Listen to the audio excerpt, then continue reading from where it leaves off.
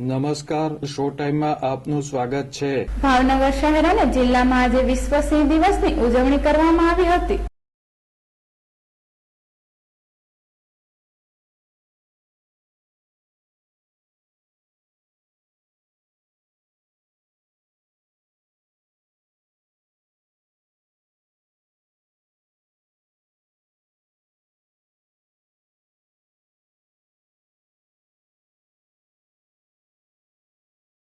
સિંહ દિવસની ઉજવણીના ભાગરૂપે ભાવનગરની ગુરુકુળ સંસ્થા સહિતની શાળાઓ દ્વારા રેલીનું આયોજન કરવામાં આવ્યું હતું। આ રેલીમાં બાળકોએ સિંહનું મોહરું પહેરીને ભાગ લીધો હતો અને એશિયાનું ગૌરવ એવા સિંહના રક્ષણ માટે લોકોમાં જાગૃતિ લાવવાનો પ્રયાસ કર્યો હતો।